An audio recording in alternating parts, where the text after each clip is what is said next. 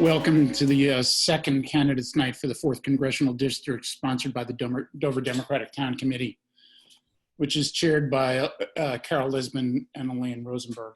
I'd just like to acknowledge at the beginning Jen Luthi, who's managed the Zoom registration, and Mike Klein, who's with Dover Sherburne Cable TV, who's arranged to stream this on cable TV and on the Cable TV Facebook Live page.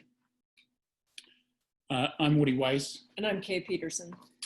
And we're moderating the session because we believed Carol when she said it wouldn't be too much work to put it together.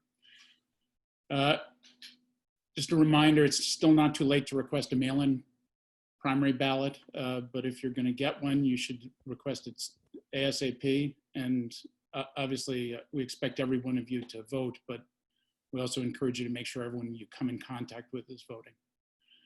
A few ground rules for tonight. Everyone should be aware the session's being recorded and will be replayed on the Dover Sherburne Cable TV channel. We've actually gotten quite a few people watching the recorded session from Tuesday night, so it really does expand the audience. Chat is enabled, but we'd like you to confine comments to just proposing questions.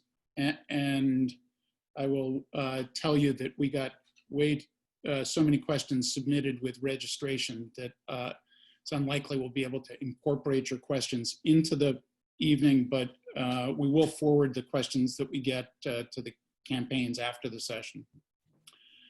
The format is the same as the other night with one slight modification. We're going to ask the candidates to do a 6-minute introductory comment, introducing themselves and speaking about their candidacy.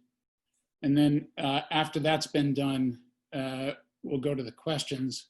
Because we have 5 participants tonight and had 4 the other night, I'm going to restrict the answers to 2 minutes instead of 2.5 minutes. We'll give you a 15-second warning, but I will cut you off if you run over the 2 minutes.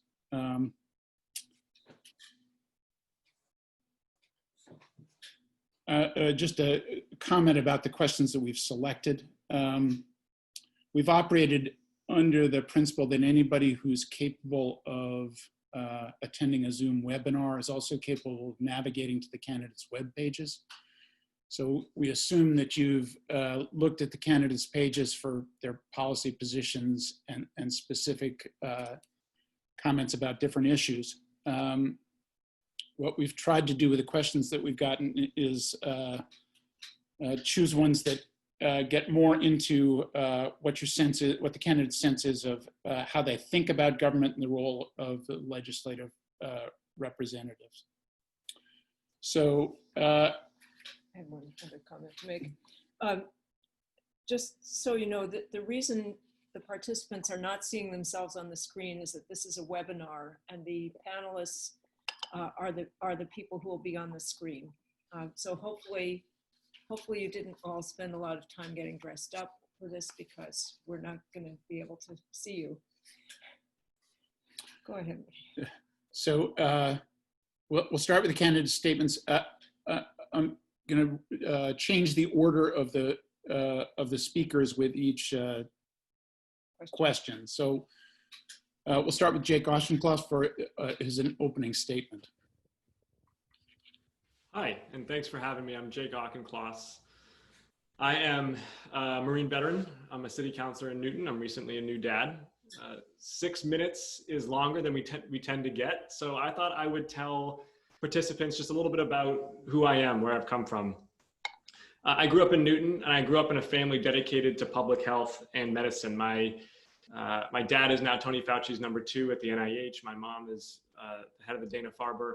I grew up in a family that respected science, that thought of science as a public service, and that is deeply intertwined with the medical profession here in Massachusetts. I grew up thinking about things and being taught to think about things empirically.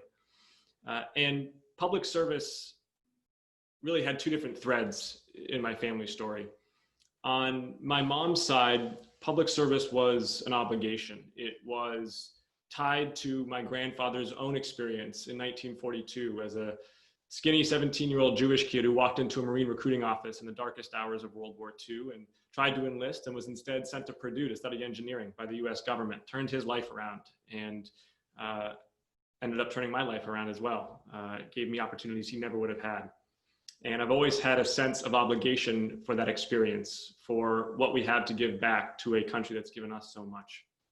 On my dad's side, public service has been a tradition. It's been, I grew up hearing from my grandmother about service in the Kennedy and Roosevelt administrations, about her own pioneering work as a woman in politics in New Jersey. Grew up thinking about politics as something that was not necessarily scurrilous, but could be noble and could be for the benefit of people. And that sounds quaint these days, I know, but it really informs how I think about government in general. Now, while my family was all in public health, I took a different path after I graduated from Harvard in 2010. I joined the Marine Corps. This was during the surge to Afghanistan, and I wanted to give back to the service that had sent my grandfather to college in the darkest hours of World War II. I commanded a platoon in Afghanistan and then one in Panama in 2014. And I was able to see American foreign policy at its very worst and at its very best. In Afghanistan, I saw the futility of our forever wars, which are still going on, which have now cost $6 trillion and cost tens of thousands of lives needlessly. The US Inspector General has said simply that the American people have, quote, constantly been lied to about Afghanistan. Well, those lies were plain to see for me on the ground, and I'm committed to repealing and replacing the AUMF and to getting us out of these wasteful overseas adventures. But I also saw American foreign policy at its very best in Panama as we trained host country forces to do a job that they're still doing 5 years later. A much more effective way to leverage American military strength. And I think as a Democrat, I can be a productive voice on national security in Congress.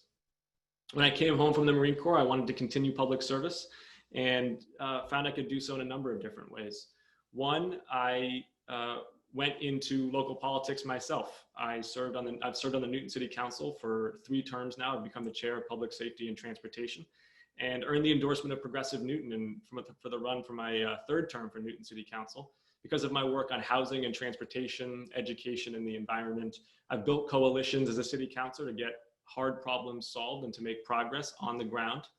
And I think that ability to build coalitions has served me in good stead as a candidate for Congress and would serve me in good stead as a member of Congress. We've been able to build full district support, not just from the people who have seen me work as a Newton City councilor. We've got more than 50 community leaders and elected officials in Newton who have endorsed me, but also in the South Coast, in a part of the district that often feels overlooked by Washington, D.C., where I've earned the support of Mayor Paul Coogan of Fall River and Carol Fiola and Paul Schmidt and Pat Haddad. People want to see me as a partner with them in Washington, D.C. And so I think as you evaluate my candidacy, I would ask you to look at 2 things. One is the toughness to take on Donald Trump. I have led in crisis. I've been in tough environments. I've been through competitive elections. I've taken a lot of criticism. And what we need are battle-tested politicians to take on Trumpism and the dangerous, hateful agenda that defines Trumpism. But we also need someone who can build a coalition, because we've got to rebuild this country the day after Donald Trump. And I've been able to do that as a city councilor in Newton. I have built coalitions to tackle hard problems on issues that are deeply important to our progressive project. And I think you'll see as a member of Congress, I'll be able to build coalitions not only in the 4th district, but with other members of Congress to get important legislation passed, like carbon pricing to solve environmental challenges, and like improving and expanding Obamacare to finally get health care to all Americans who need and deserve it. Thank you. Becky Grossman.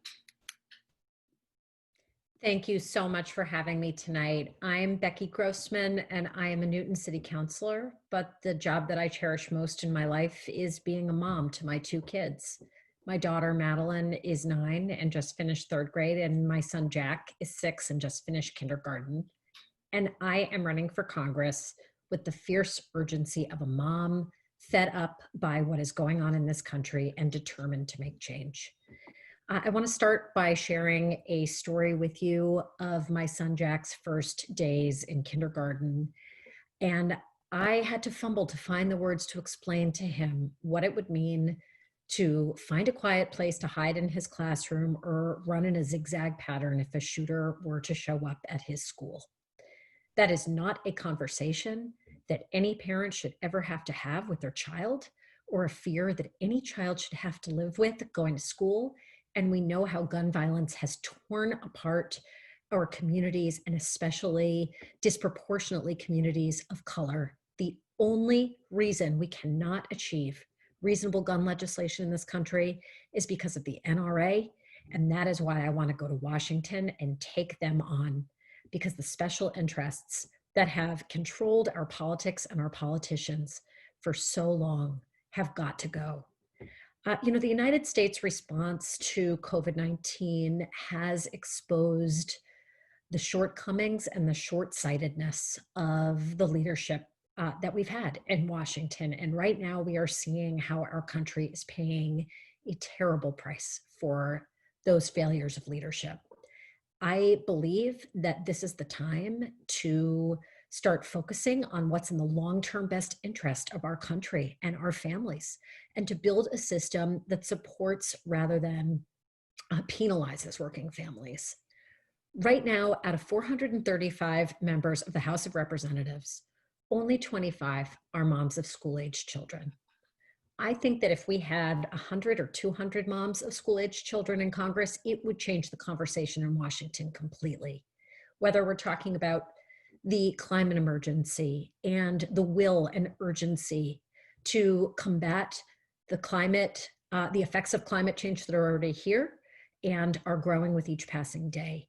Whether we will have taken on the NRA and kept our communities, our streets, and our schools safe from gun violence. Whether we will have finally gotten serious about affordable and accessible childcare. That's a perspective that I think is missing and is needed, and that I am proud to offer in this race. In a moment when childcare providers are on the brink of collapse, the climate emergency intensifies every day, working families are getting crushed by this pandemic. I believe that we need to elect new and different types of leaders who understand the everyday fears and challenges that keep families up at night, and members of Congress who know what's keeping parents up at night all across this country in this time, and certainly well before this pandemic as well. So I've had a lot of people say to me, "You're a mom, so what?" And what I would offer is I'm also a mom with the chops to back it up. I've been incredibly fortunate to receive my economics degree from Cornell University, to have pursued and graduated with a JD and an MBA from Harvard, to have practiced law, to have worked in politics, and now to be chairing the Finance Committee in Newton after just a single term, being asked to serve in that very important role. I really look forward to discussing the issues that are on your minds this evening. And I very much ask for your consideration and vote in this race. Thanks. Thank you. Alan Khazei.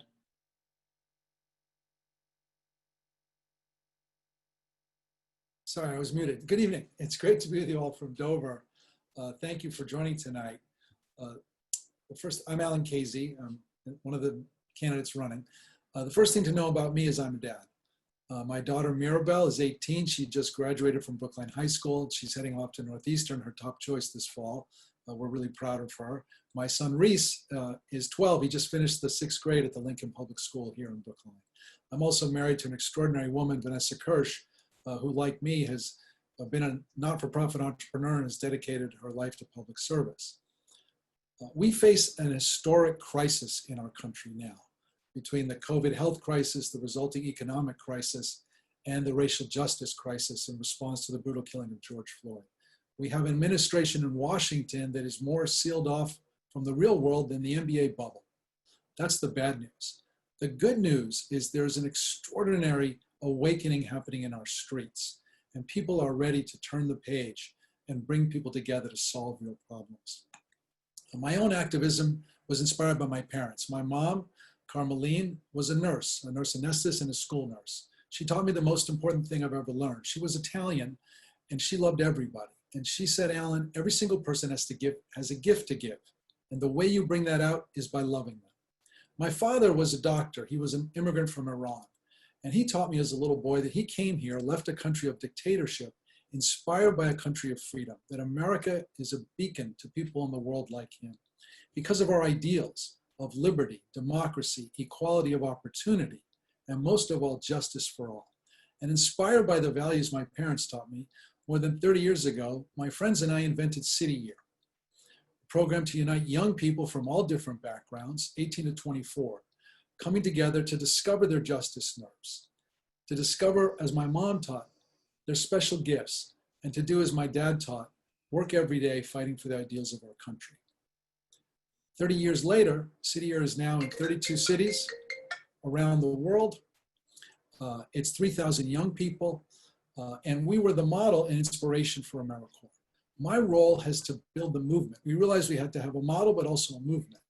And I helped to build the service movement that worked closely with Senator Kennedy for 20 years, helping to pass 3 major pieces of federal legislation. I worked closely with President Clinton, who visited City Year and was inspired to say, if I become president, I'm going to make this a national program, and with President Obama to grow it. When Donald Trump took his nomination, he said, I alone can fix it. Well, clearly that has failed. My approach has always been that it's not about me, it's about you, it's about we the people. And what I've learned in all the work I've done is there is nothing more powerful than people united who share values in common purpose, fighting for social justice. And that's the approach that I'm bringing to this campaign. I think what makes me different is that by having these movement skills, and I believe that we're in, because of these crises, both a New Deal moment and a moment for movement politics, that we can tap that energy. My approach is to take the energy from the streets and literally use it to break open the doors of Congress and get done what the vast majority of people want. More than 80% of us want to tackle the issue of gun violence. More than 80% of us understand that climate change is an existential threat and that our kids are scared. More than 80% of us understand that, especially in light of COVID, everybody has to have health insurance, but even more, we now have to have a much stronger public health system. More than 80% of us understand that we're not going to eject 11 million undocumented immigrants from this country, and that we need to have a path to citizenship. And now, in response to this brutal killing of George Floyd, the vast majority of Americans, more than 30 million, have come together for more than 70 straight days of peaceful protest, understand that we have to deal with our country's history of systemic racism and bring about racial and social justice. So I am excited to join you tonight. I'd be honored to have your support and get involved. I'm running a grassroots campaign. I'm honored that I've got the support of State Senator Mark Pacheco from Taunton, the longest serving state senator in our state, of Jeff Roy from Franklin, of Holly Ryan, a Newton City councilor who's also the state's #1 leader in the LGBTQ+ movement, but also national leaders like Ambassador Susan Rice, like Secretary Leon Panetta, like Senator Michael Bennet, Congressperson Jamie Raskin, Mayor Mitch Landrieu, and others. I've worked in Washington for 30 years as an outside activist. My goal now is, with your help, is to get inside and help to bring the energy that's out here in our streets, the desire of people to get real change and put people first. And that's my hope. And with your support, I intend to do that. Thank you very much. I look forward to the conversation. Thank you. Natalia Linos. Thank you so much for having me tonight, and it's a pleasure to be here. My name is Dr. Natalia Linos, and I'm an epidemiologist. I'm a mom of 3 little kids, and I'm a first-generation Greek American. I entered this race because of the COVID disaster, and it has been a disaster, with over 165,000 Americans having lost their lives, over 5 million infected, and still no federal government plan and adequate response. But I entered because, I'll tell you a story. I was walking in Brookline, and a man had fallen, an older man, maybe in his 80s, in the street in front of a bus stop. And there were people waiting at the bus stop. But this was early COVID days, late March, I think. And people were too scared to lift this man up. They were just standing there, and cars were trying to avoid him. And he was trying to get up and having a really hard time. By the time I got there, it felt like 5 minutes. It was probably more like 40 seconds to help him up.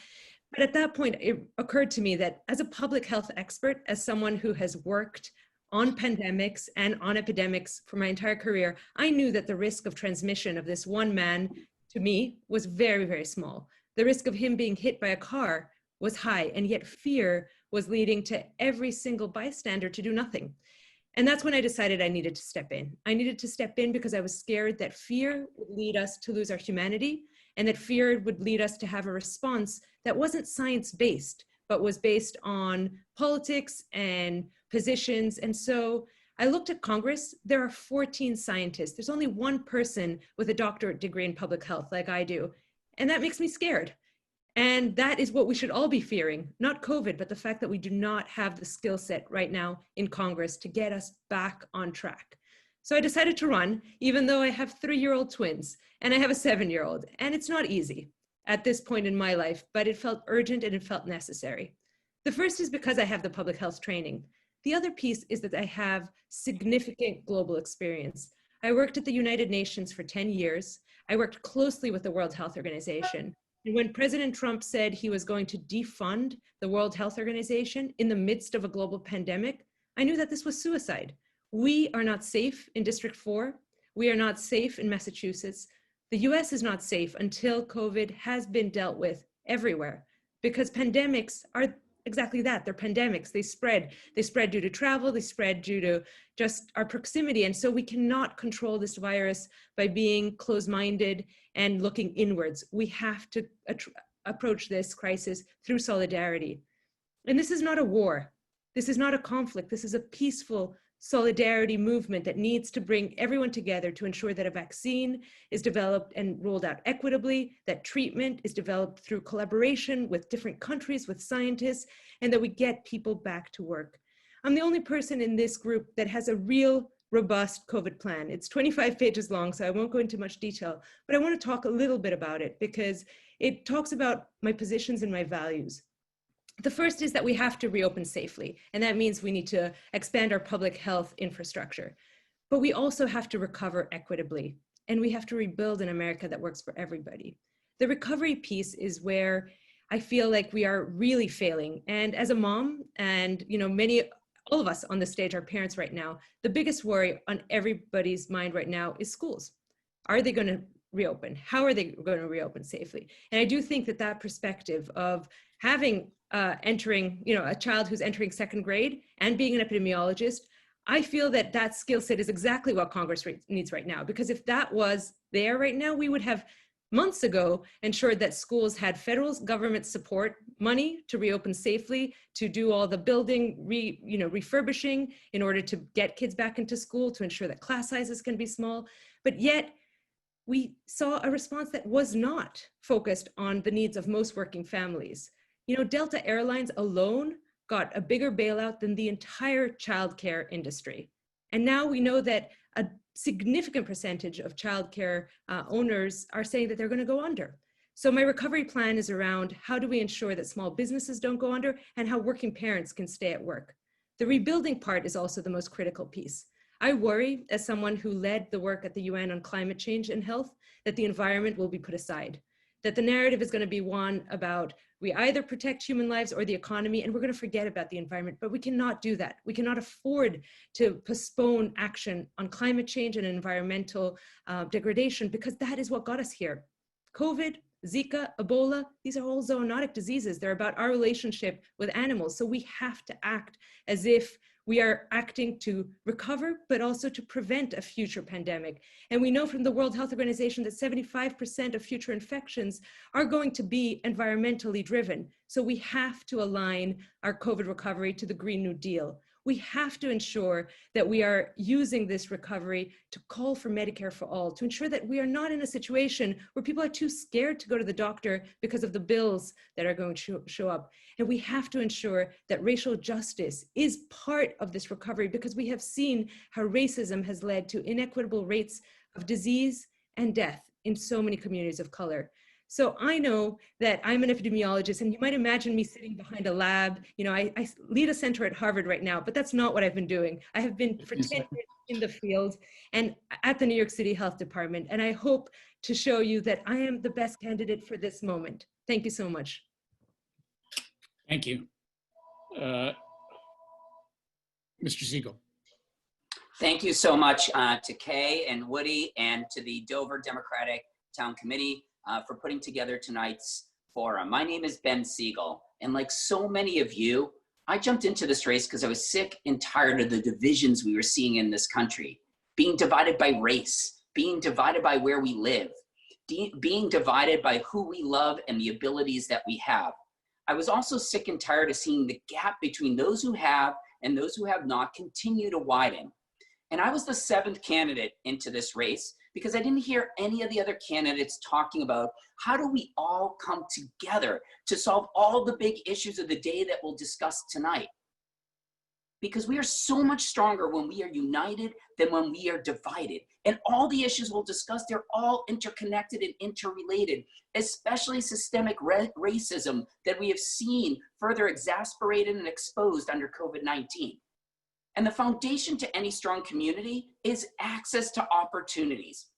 It's what binds all of us, whether you're the wealthiest person in the district or you're the most vulnerable. It's universal access to high quality, affordable health care for everyone, including undocumented immigrants, and paid family and medical leave.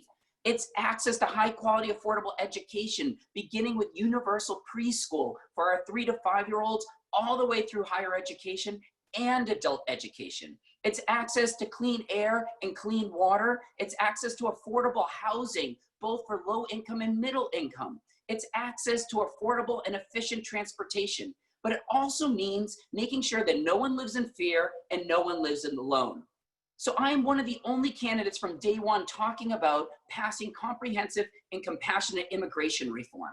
I'm also the only candidate from day one of their platform talking about combating hatred, bigotry, racism, and anti-Semitism in all forms against all people. I'm not talking about it now only because it's convenient to try to get your vote. It's been part of our platform from day one.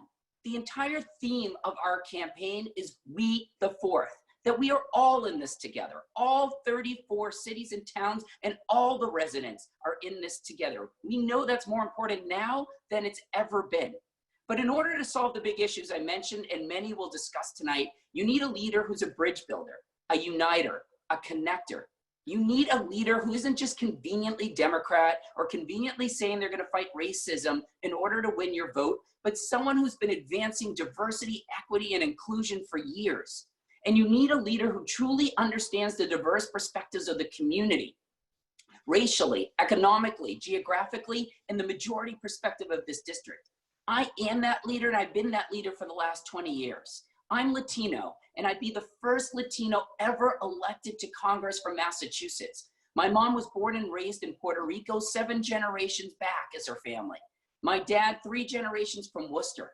And my dad worked for the federal government for over 40 years, 20 of which at HUD, where he helped audit and oversee public housing authorities throughout the Commonwealth, especially in Taunton and Fall River, where I used to visit as a kid and saw firsthand how much segregation has hurt our public housing policies. Now, I've had deep relations throughout this district for a long time because I grew up in a blue-collar, middle-class family in a suburb of Boston in Braintree, a town and family so much like the majority of this district. I used to visit Taunton and Fall River, as you heard me say. My cousins grew up in Sharon. My brother lives in Franklin. I have cousins in Medway. My 4 young kids went to school in Newton, and now we're in school in Brookline. I truly understand that middle-class perspective of this community and the perspective of having 4 young kids and balancing work and life and childcare costs. Now, after college, I worked at the DCCC, Democratic Congressional Campaign Committee, and the Democratic Caucus, helping to promote a national Democratic agenda. I've been an attorney for the last 20 years, helping to solve individual and business problems at some of the biggest firms in the country. And for the last 4 years, I've been the National Director of all Client and Community Relations, where my job was helping to break down silos and to collaborate to provide better client services. That's exactly what we want our next member of Congress to be doing. Now, one of the things I've loved the most, though, as much as I've loved the law, is the over dozen nonprofit boards that I have sat on over the last 10 years, especially in the Jewish and Latino community, to strengthen those communities and to build relationships and partnerships, whether that was creating the first Jewish Latino National Task Force for young adults or the first Jewish Muslim Task Force for young adults in the country, or being the president of the Hispanic National Bar Association. Look, we're at a time where we can't just have a leader who's already been doing this, but a leader now who's going to listen to you, stand with you, speak with you, understand you, and amplify your voice. And I've been doing that in this campaign as the only candidate still who has visited all 34 cities and towns in this district, as the only candidate who's participated in over 20 marches and rallies and protests in over 15 different cities and towns in this district, and as the only candidate who's put together over 34 Facebook conversations with experts and leaders in our community to inform, educate, support, and protect the community. This is the type of leader that we need now, and this is the type of leader I will be as your next member of Congress. So I'm really looking forward to tonight's discussion. Thank you. Thank you. We're now going to begin with the questions, and I would like to remind each of you that we'll have, I'll read a question and then I'll call on you, and the order will change with each question, and you'll each have 2 minutes to respond. I'll read the first one. How do you define an effective U.S. representative? What characteristics make a congressperson effective? And who currently in Congress do you particularly respect and consider a role model? And first, Becky Grossman. Thank you. Well, I think that an effective member of Congress is first and foremost one who shows up and is present and is listening and engaged all over this district. It is one of the reasons that from the beginning of this campaign, I made a pledge, if I'm so fortunate as to be elected, to have office hours in each of the 34 cities and towns in my first term, which is something that I did as a Newton City Councilor. I didn't just have office hours in my own ward, my own neighborhood.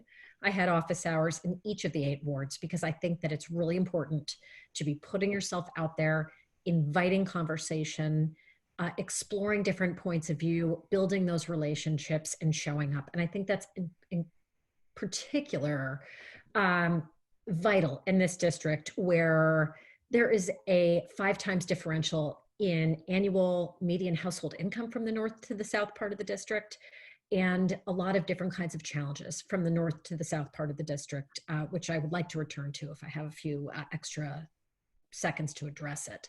In terms of members of Congress that I look to, I would reference Catherine Clark. And the reason that I point to her is because of her leadership style. She's somebody who is authentic, who is warm, who is open-minded, who is approachable. And that is a style of leadership that I hope to offer and to bring to the table.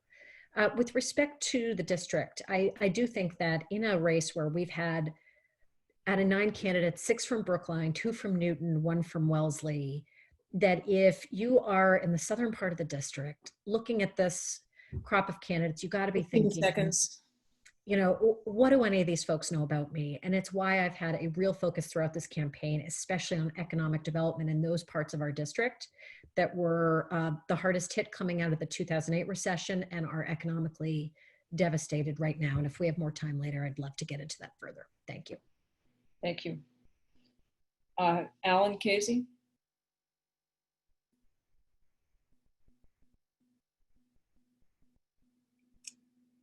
You're muted.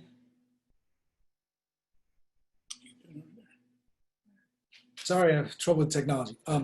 It's a really great question. So I think for members of Congress, first it starts with leading with your values. And the values I was raised with are empathy, proximity, service, love. And I think everything starts there. Secondly, I think it's understanding that the power in our country is not with a single member of Congress, it's with the people. And how do you get the people involved to help make change? And that's what I've been doing my whole life. And now there's an extraordinary moment where we are in an era of movement politics, where people, I think, have finally realized that it's up to all of us. And how do you tap that energy? All great change in this country starts with movements and then political leaders who understand how to embrace those movements and support them. And that's what I've been doing my whole life. Third, in terms of the district, I have actually taken the time to put together a plan for the district. I've looked at all 34 cities and towns. I've talked to hundreds of voters, starting with what are your assets, what are your resources, and then what are your biggest concerns. So example, I've learned in Dover that you're proud that you're known as the town of friendship. You're incredibly proud of your public school system, but you're also concerned about your water supply and the fact that E. coli has been discovered. So if I'm in Congress, I know there's going to be an infrastructure bill, and it's not just Dover, by the way. Easton has concerns about its water supply. Other parts of the district have concern about their water supply. I'm going to put funding in to make sure that we have clean water from Flint, Michigan to Dover. Finally, my role model is John Lewis, because he always led with his values. He figured out a way to get in good trouble, but put the country first and inspired everyone as the moral conscience, not only of the Congress, but of our country. Thank you. Thank you. Natalia Linos.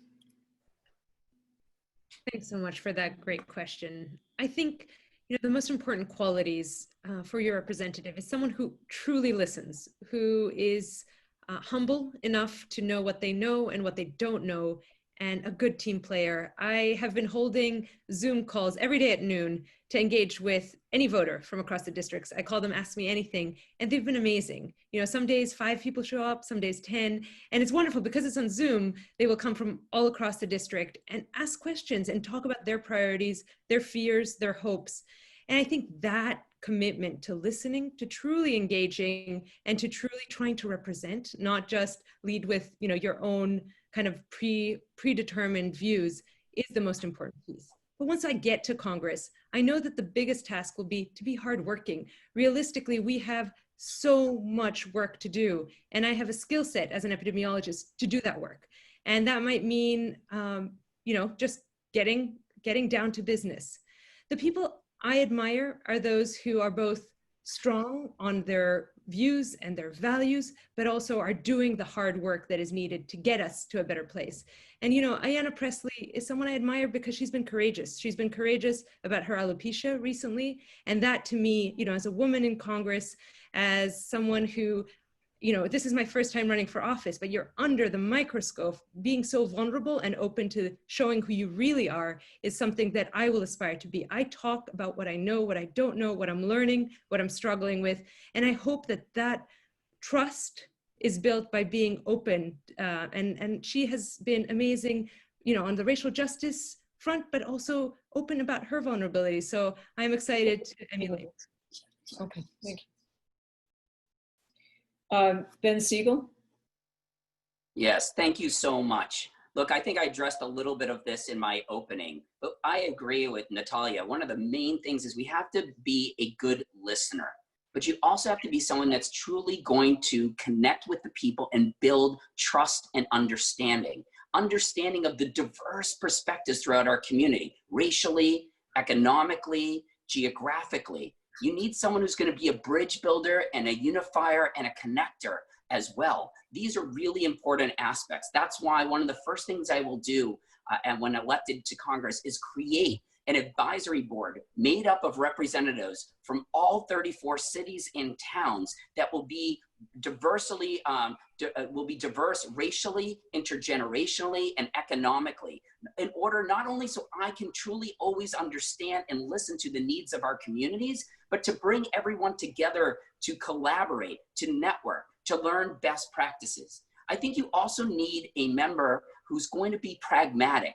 We all have amazing big ideas, and we agree on this panel on a lot of those ideas, but it's also how are we gonna get things done? And so I wanna go back to the days where it was Orrin Hatch and John McCain and Ted Kennedy that used to say, look, 80% of the time we're against each other, we don't agree. But the 20% that we do, let's get things done so that people can put food on their table and they get the education that they want and the healthcare coverage. Those are the days that I wanna look back to. So I wanna be pragmatic, but with real vision. And you need someone that's a leader who's a vision, understanding, who can listen, and who's going to amplify the voice of everyone and not just a privileged few.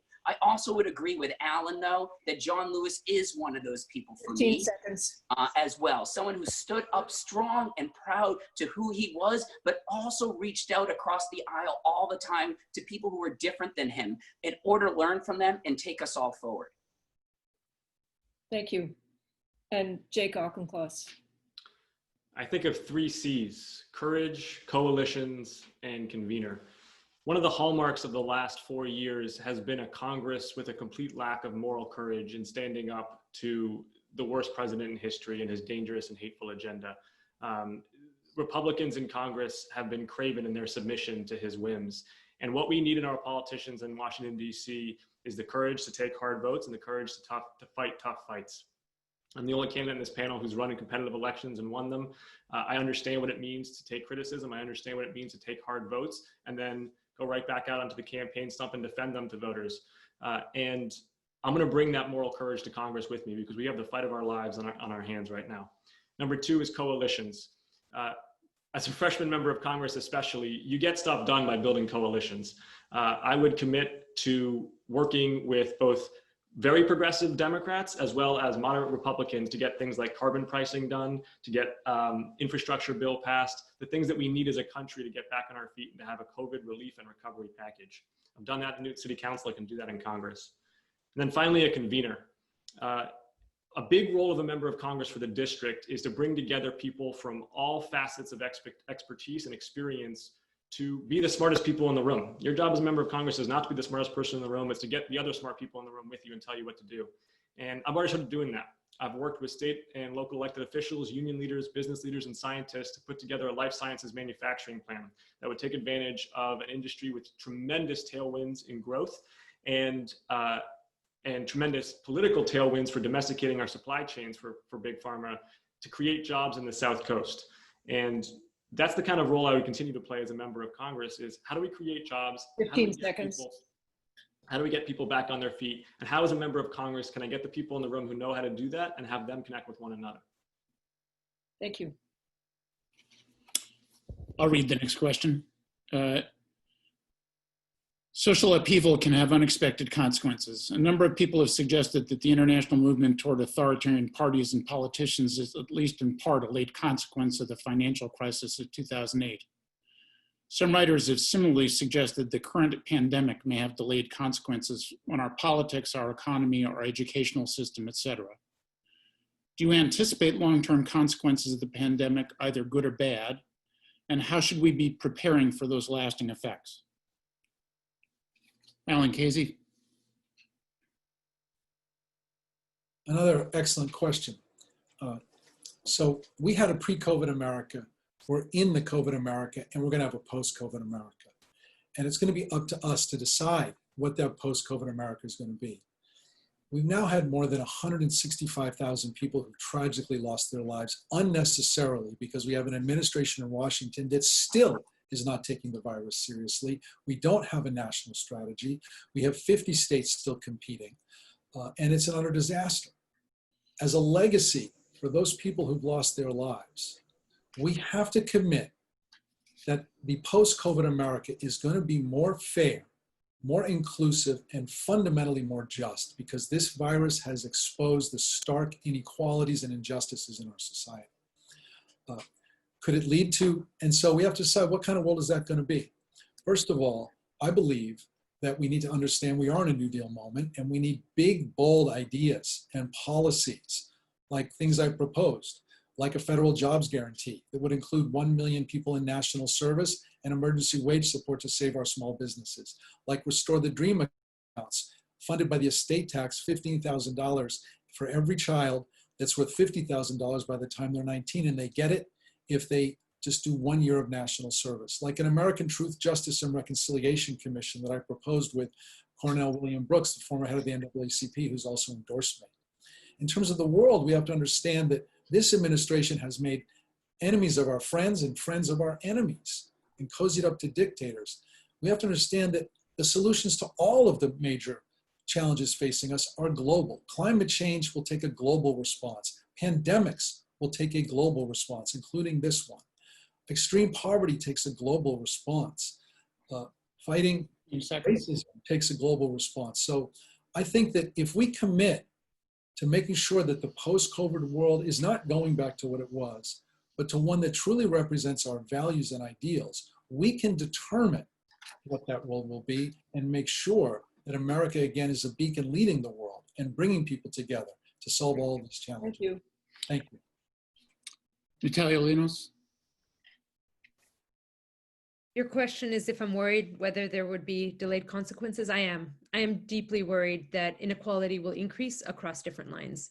I worry today about kids and educational attainment widening, and that is something that sets an entire generation of kids on a path, a divergent path. The kids with parents who can afford to have, a tutor at home or special instruction will do okay. The kids who can't or who have special needs, have a disability, may fall tremendously behind. I worry about gender inequality because I know that in most households, it's the moms who will stay back, who will try to take on that caregiving role, and that they will leave the workforce, and that will put them on a trajectory for lower income for the rest of their career. I worry about income inequality and poverty because I know that I work at a university and I can work from home from my office, but most workers who have lost their jobs and are, may not be able to get back to work, not in months, not in years even. So I believe that, and this is why my plan is explicitly one focused on equity, that unless we have a federal government that ensures that the recovery is equitable, we will be worse off from where we were. And we were already in a terrible place. The inequities have led to us to have such a horrible epidemic and the numbers of people who have lost their lives. And the future ahead is actually pretty grim, but I'm optimistic, like Alan. That's why I decided to run, because I believe that we have a unique moment in time. This next Congress can do better. We can ensure that we pass, real transformative legislation, Medicare for all, align our recovery to the Green New Deal, ensure that our immigrants aren't too scared to go to the doctor, ensure that our future is one that we can all be proud of. And so that fear has to turn into action, and I will be there to do that. Thank you. Thank you. Ben Sigel? Yes, thank you. Look, once again, our low income and communities of color are feeling the biggest burden of COVID-19, especially our Black and Brown communities. So yes, I think we're gonna have significant long-term consequences of what's going on. And I wanna talk about 4 specific categories: the economy, healthcare, education, and immigration. With the economy, we know that 99.6% of all businesses in Massachusetts are small businesses. They're the backbone of our community. And especially in our Black and Brown and women-owned businesses, they have fallen through the cracks and they weren't able to apply for PPP funds. And even if they could apply, they didn't know how to do it and they weren't connected to the banks. So they are falling through the cracks and they're unable to help each other. We need to step in and help that. And we're gonna see significant amounts of business, which we've already seen go into bankruptcy or shut down, continue to do so. Number 2 is healthcare. We all know now when one person isn't covered by healthcare coverage and one person doesn't have paid family and medical leave, then they're put themselves in danger and all of us in danger. So we need to pass that both emergency and permanently paid family and medical leave. Education, we know under COVID right now, 10% of our K through 12 students do not have internet and 20% don't have devices. So the education inequality gap is just widening more. We as a federal government need to go in and provide the resources to the states in order to give towns these grants so that all the kids can have the same equal access to opportunities. And finally, our immigrants, who we tell them that their jobs are essential. They're on our front lines as home healthcare workers, as healthcare workers, grocery store clerks, and in our agricultural fields. But then we don't treat their lives as essential. We need to make sure they have healthcare coverage, unemployment assistance, and that they have driver's license. We are all in this together, and that is very evident by COVID-19. Thank you. Jake Auchincloss? I'd like to focus on 2. The first is education. I thought Natalia framed the problem quite well. I think the affluent are going to be able to create learning pods, are going to be able to get tutors, and are going to somehow muddle their way through this disaster. The already vulnerable communities in this state are going to see, I fear, really seismic problems. We have in real time the benefits of lockdown for a public health perspective, but in the longer term, the detriment of keeping kids away from educational attainment. That's going to play out over the next 10 to 20 years. And I hope that this is a catalyst for two things. One, a catalyst for a massive investment in early education as a country. We should be embarrassed as a country at how far behind the rest of the developed world we are in cognitive, socio-emotional development for kids ages 0 to 8, when brains are the most plastic. Now is the time to finally wake up and make that investment, because we know it works. And the second is a transformation of higher education. I was in Fall River today. I was touring Bristol Community College with a state representative, and she said, you know, this pandemic might actually turn out to be a good thing for BCC, because it may change the equation for a lot of people who realize that you can get the skills that you need for a much lower price tag at a really, really high quality school, and BCC is one of the best. And I think this can put downward pressure on tuition prices and can help us rethink higher education, using community colleges as more of a footprint for getting those vocational, technical, and educational skills. I'm excited for that. And then finally, I hope that this is an awakening for us about public health and public health infrastructure. This country, I think, has long treated public health at the national level as a side story. And I can feel that personally. My sister's at the FDA, my dad's at the NIH. This should be a wake-up call that competence matters. It matters who you elect to national leadership positions and who they appoint to positions supervising our public health infrastructure, and that we need to take seriously incoming pandemics, or future pandemics, I should say, as well as take seriously preventative measures to prevent future outbreaks. Thanks. Becky Grossman. So yes, absolutely. I believe that there will be very significant long-term ramifications of the pandemic and what we're going through right now. And I would like to highlight a couple areas where I think this is going to be very significant. First of all, I look at the issues through the long-term and immediate best interest of working families as a mom to my 2 kids. And I think it's incredibly important that we bring everyone along in this economic recovery. And that we're going to have a moment coming out in recovering, both from a healthcare and an economic perspective, to take bold action, climate action, action on tackling systemic racism in this country, reforming our democracy, and so much more. A few industries where I think we've got to be placing focus now, including the childcare industry. And we have got to be doing more to make sure that the childcare providers in this country have a business and an operation to come back to, and that we're helping them stay on their feet. You know, we know how when we invest $1 in the earliest days of a child's life, that dollar pays dividends many times over as that child's life develops and into their adulthood. And yet we have completely failed to take seriously the effects of leaving the childcare industry behind in this pandemic. Now, also, support for states and municipalities is something that Republicans have been talking about, you know, as though we should allow our local and state governments to go bankrupt. As the chair of the Finance Committee in Newton, I know how the economic ramifications for cities and towns are going to be around for a long time, and much more than just this first fiscal year. That we need to get serious about providing our state and local governments the resources to keep essential workers on board, to retain teachers. Time. Thank you. Thank you. Thank you. Okay, next question. One hopeful feature of the pandemic has been the numerous local officials from all over the country who've displayed impressive knowledge and thoughtfulness. James and Deborah Fallows published a book a couple of years ago arguing that these leaders are also developing innovative solutions for many of the problems of governing, problems the federal government has seemed incapable of addressing. At the same time, however, the local authorities in a number of states have resisted expansion of Medicaid under the ACA, depriving many of their citizens of important health care. How can Congress and the federal government best balance local control and local innovation with a need for regional and national solutions to problems such as healthcare, economic development, et cetera? First is Natalia Linos. That's a great question, because that balance is really what we got wrong with COVID. The federal government has done nothing, has given no guidance, not enough money, or whatever it gave was too late, and has basically decentralized, said, you local authorities, governors, you do what you do. And that's why we're in this mess where we haven't learned from each other, where we now have a worse epidemic than we even did in March.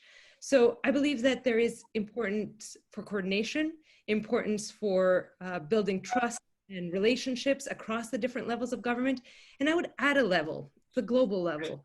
We really need to recognize that the US is not, because of trade, because of our foreign policy, because of our security, because of climate change, because of pandemics, we need to also be connecting outwards to the rest of the world. And as the only candidate who has worked at the United Nations, I know that the rest of the world wants the US to step back into the Paris Agreement, into the World Health Organization, into being a leader on reproductive health and rights, getting rid of the gag rule.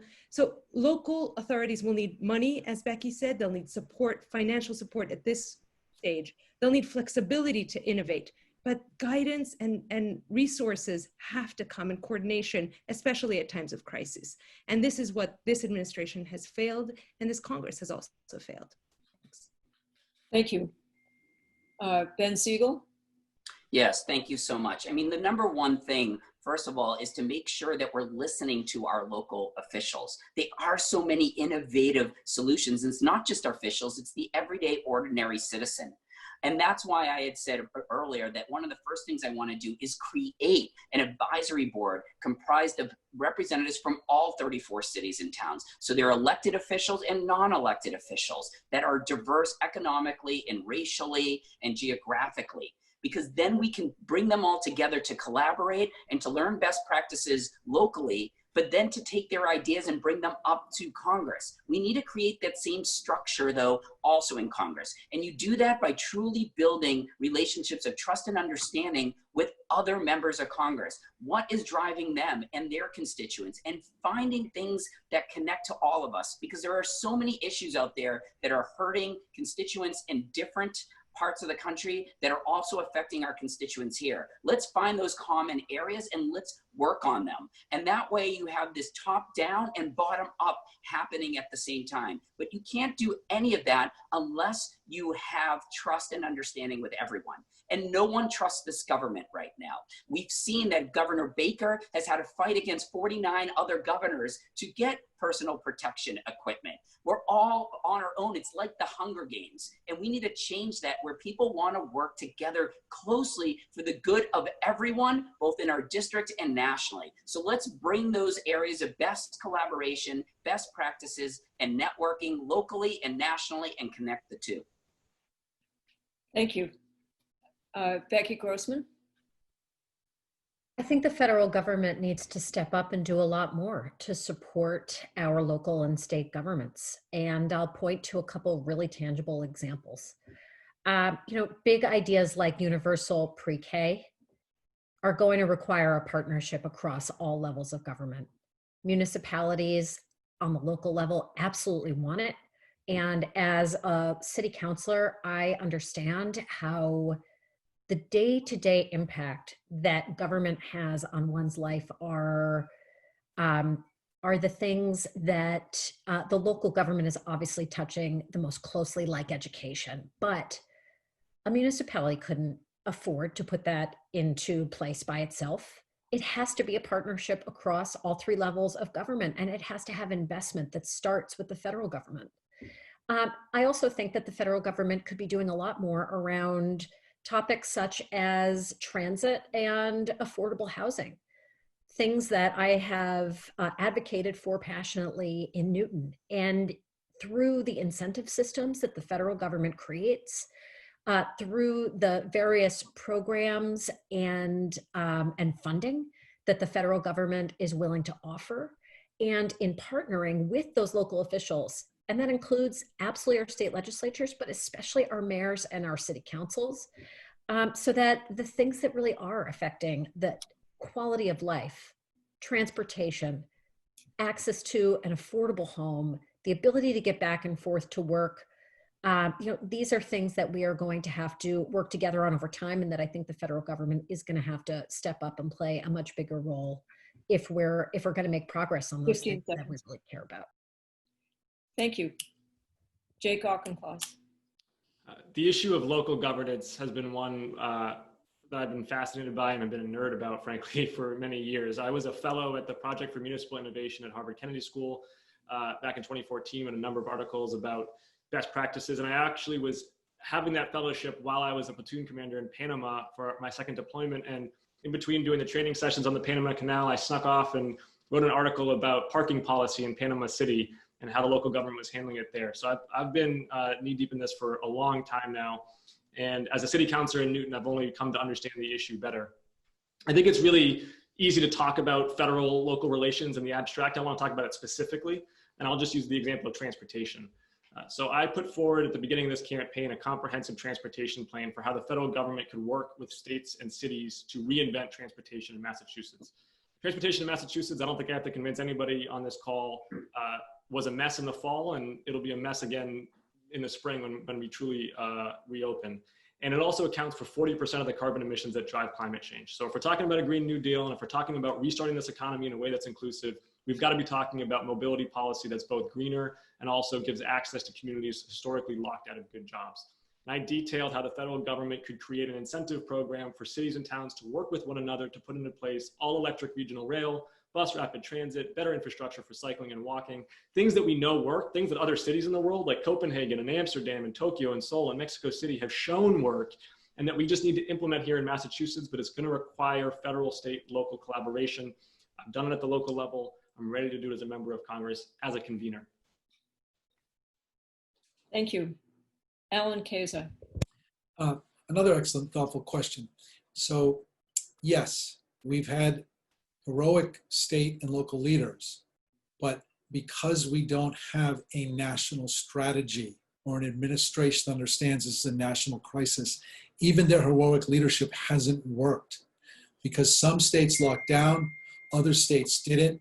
We're one country, people travel. We said we could reopen, now we're saying maybe we can't. So in a situation like this, we have to have a national strategy. The genius of this country is that it is a system of federalism. And historically, the states and localities are laboratories of democracy. I've been a leader in the service and social entrepreneurship movement for more than 30 years. And Deborah and James Fellows are right. And even traveling across this district, at the local level, people don't want such division. They want to solve problems. They're coming up with great ideas. And there's a lot we can do. Senator Kennedy was a mentor of mine for 20 years, and he was a genius at finding local solutions. Some of them came out of government, some of them came out of nonprofits. For example, community health clinics started here in Massachusetts. Senator Kennedy wrote legislation to take them national. Service learning started in Western Massachusetts. Senator Kennedy wrote legislation to take it national. City Year started here in Massachusetts, and I worked with him to build that movement for 20 years. We have Entrepreneurs for All, an extraordinary program helping to build small businesses in Fall River and across the South Coast that I've worked with. We should take that national. The SAFE Coalition started in Franklin. Leaders there are supporting me. That's already starting to spread. We should take it across the district because it deals with the opioid crisis, but also national. That's the perspective I will bring. We have to understand that there has to be an understanding of the right role. But when it comes to national challenges, there's no replacing the federal government with a strategy, the resources, and the commitment to act. And that's the situation we're in now, and that's the kind of leadership that I would bring. Thank you. So I have the last question. Peter Beinart had a recent opinion piece in the New York Times arguing that if the consensus Democratic presidential candidate were a woman, Elizabeth Warren, for example, she wouldn't hold a double-digit lead in the polls. He argued that the United States is relatively unique among modern countries in terms of its unwillingness to put women in the ultimate seat of power. I think you all are aware of the sexist comments in response to Joe Biden's choice of Kamala Harris for vice president. George Ramos, in another recent New York Times opinion piece, suggested that true gender equality in the United States will require structural intervention. can you speak to the nature of the gender inequality in elected positions in the federal government and comment on what you feel is required for the U.S. to achieve true gender equality in government? Ben Sigel. Yes, thank you.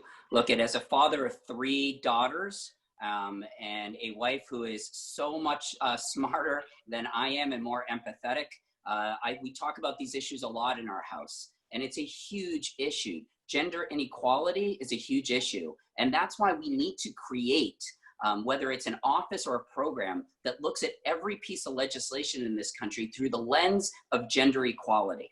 Are we being equal to everyone? I mean, we all hear about equal protection and equal pay for equal work. We know that white women are making the low 80 cents to the dollar. Black women are making low 60 cents to the dollar, and Latino women are making 54 cents to the dollar. These inequalities are huge, not just in gender, but when you add racial pieces to it, it's even more. We know we need and we must allow women to have the rights, responsibilities, and respect to make decisions about their own bodies for healthcare purposes. We don't have that now. And so, yes, we need to have diversity within women in all our areas, on boards, in hospitals, in our first responders, across the area. But we also need to look at this all through our lenses, and we need to be allies to women as well. And as a male, that's really important to me, to make sure that I'm lifting up all the women around me and making sure they have the same access to opportunities and are treated the same way that I am. That's a privilege that I have that I must now pay forward to others. We need more male allies in politics and in society as a whole. Thank you. Jake Auchincloss. Well, Hillary Clinton would be president right now if not for sexism. The way the media covered her and the way many people treated her was clearly a result of this country's sexist prism towards national politics. And we've seen the devastation that's resulted. 150,000 Americans lost, a cratered economy, moral standing in the world abandoned. And it's a lesson that all of us need to take to heart as we now see another woman on the national stage who is again going to have to endure the sexist taunts and baiting of the Republican Party.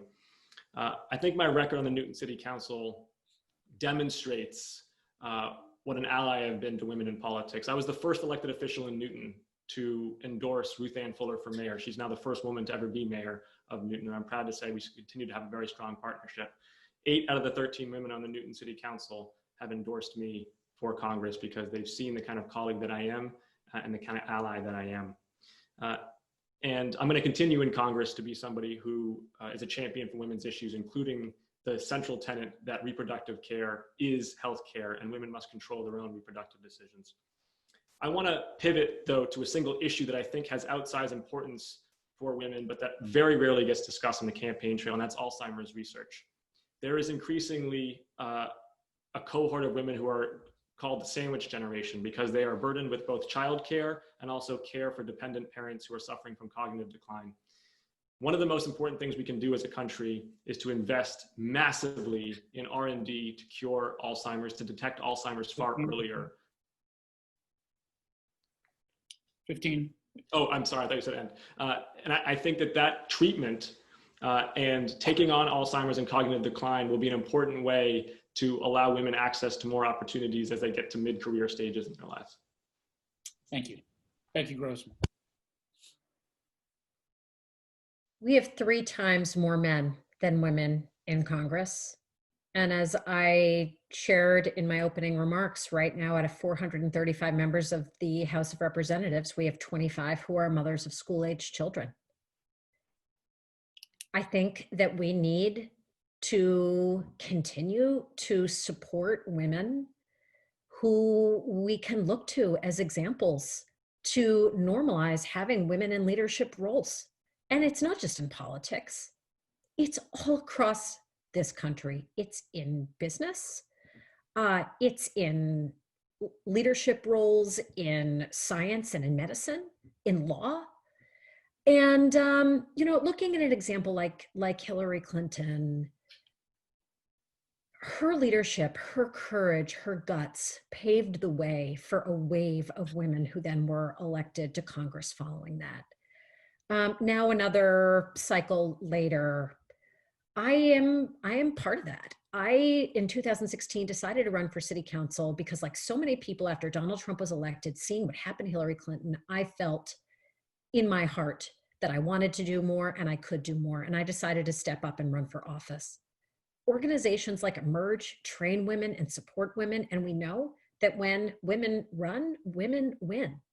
But we have to support them and we have to recruit them and we have to encourage them to run because there's no doubt that the biases, and I could spend all night talking about the research around this, of how women are looked at, whether their voices are too authoritative or too kind, if they're too weak or too strong, too feminine, not feminine enough, wearing the right clothes or not.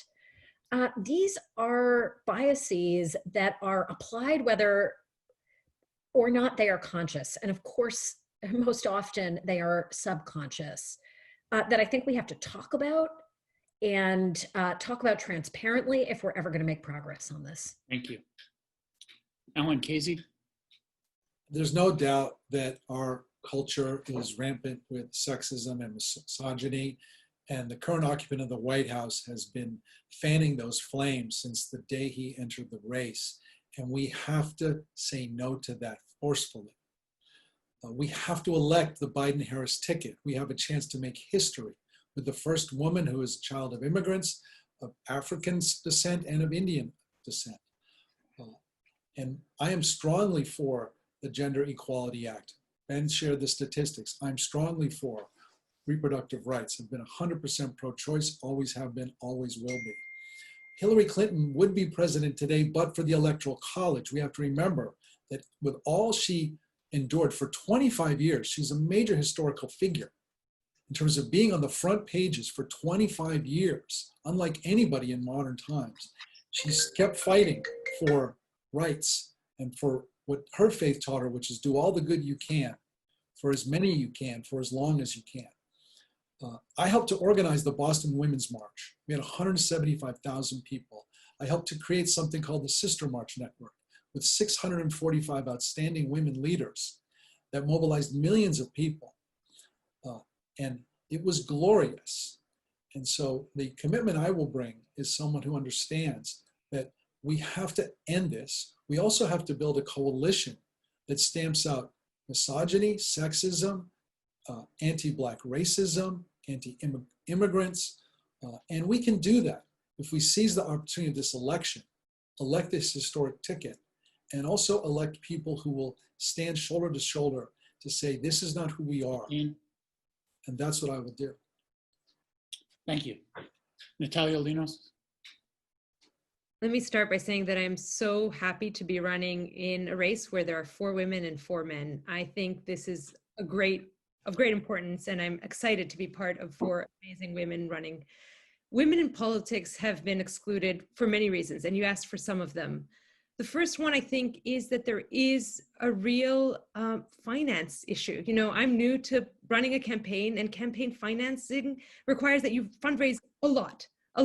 And boys' networks exist much more because of women being not in senior positions in all the other businesses and in government. It is hard for women to crack into those networks and fundraise. So that's number one. Second one is that we have this image of a leader who is tough. And, you know, Jake, you use that language of toughness, but toughness isn't really what leadership is about. But yet we have this image, and women have a hard time trying to find that balance of how to show that they're tough enough. But, you know, we know from the COVID response, and I did a session with one of my mentors, Helen Clark, the former Prime Minister of New Zealand, around women's leadership around COVID. And it was actually the opposite of toughness that has led to results. It's an ability to bring coalitions, to listen, and to be risk averse. So toughness is not going to get us through most crises of the future. The third piece is really violence. And I want to talk to that. Violence can be in words. The misogyny is real. And I know that all of us have, hate mail in our Twitter feeds and things like that. But I do think that women face something that is much more malignant and hurtful. I've seen Greta Thunberg, a 14-year-old girl be attacked by President Trump. Girls and women are going to face harassment and violence when they try to enter politics. At the UN, I worked with women leaders across the world to physically try and ensure that they were safe during elections. And that safety is not a guarantee. Here, we have it much more so, but virtually there is a lot of bullying. So safety, let's get rid of the image of toughness, and let's talk about finances, and then we can get more women to lead. Thank you. So now we're going to proceed with closing statements. The order will be random, and we'll allow each of you 1 minute for a closing statement. And we'll begin with you, Natalia. It has been such a pleasure being with you tonight. And what I haven't shared much is my personal story.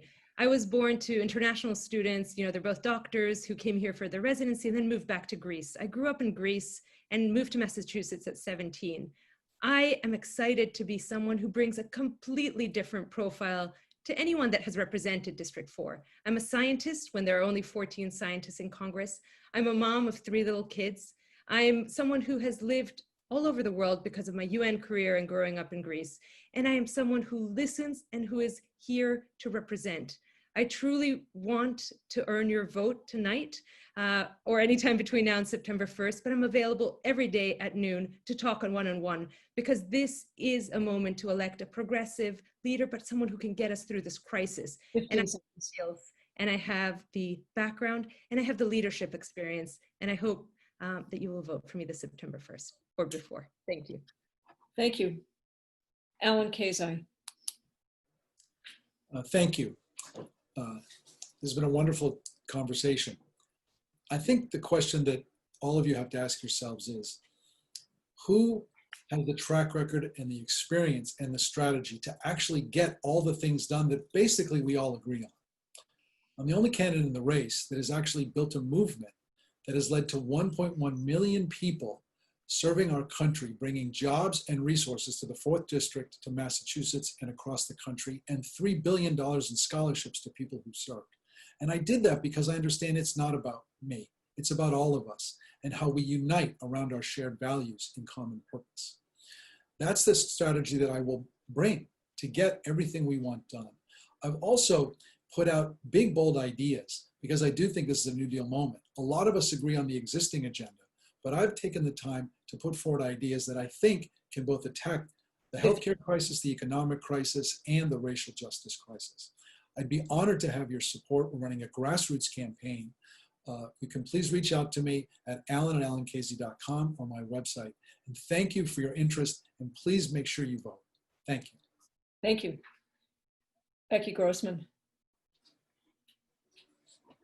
I wake up every day thinking about the future that we're leaving for our kids and how we're going to safeguard that future. Imagine what we could get done if we had 100 or 200 moms of young kids in Congress. Imagine the progress we could make on paid family and medical leave. Imagine the progress we could make on educating our children in universal pre-K and affordable, accessible childcare, in quality, affordable healthcare for everyone, in combating the emergency that is facing us in climate change, and in keeping our communities, our streets, and our schools safe from gun violence, and so much more. I have the passion, urgency, and experience to meet this moment and fight for working families who are getting crushed during this pandemic. I ask for your vote, and I would be honored to be able to continue the conversation beyond tonight and hopefully for a long time to come. Thank you for having me. Thank you very much. Jake Auchincloss. Donald Trump's America is not the America I fought for as a Marine captain. It's not the America I've worked for as a city councilor in Newton.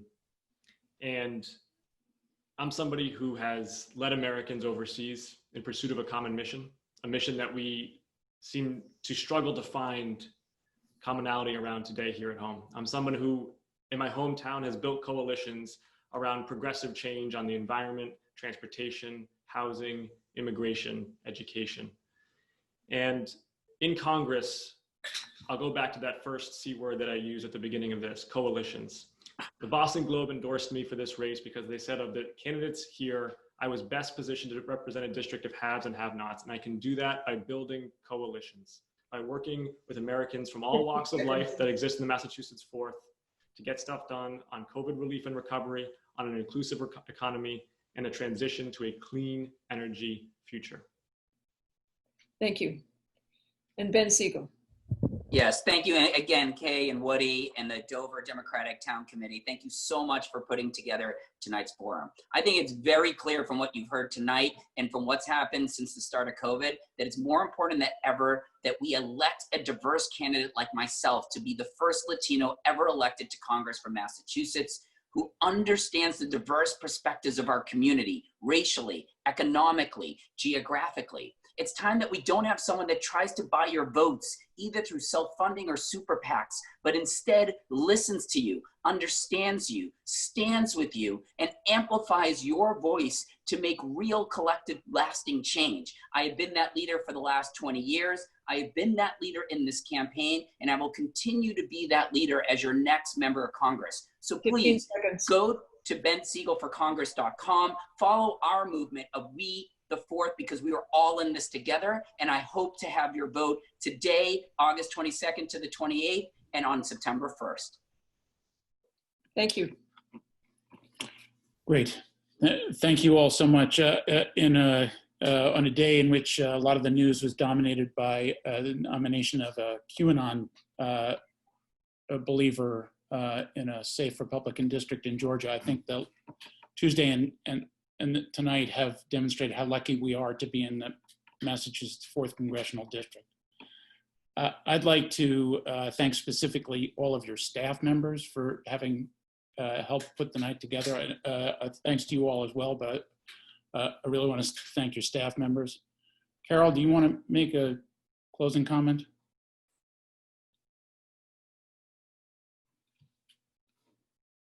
You're on mute, Carol. Do that all the time. I'm Carol Lisbon, and along with my co-chair, Elaine Rosenberg, we are the co-chairs of the Dover Democratic Committee. What a fantastic evening. Thank you to the candidates for sharing your personal and your professional stories and for so thoughtfully answering our questions. To the dozens of citizens from Dover, Medfield, Wellesley, and Needham that signed into the forum tonight, thank you for attending. We hope you found it very informative and helpful. And thank you for the questions that you submitted. This was not an easy event to develop, and its success is due to the many, many hours that Doctors Kay Peterson and Woody Weiss put into putting this evening together. So thank you for stepping up when the Dover Democratic Town Committee raised the issue of having this event many, many months ago. The committee will be working vigorously toward a Democratic landslide at the local, state, and federal level.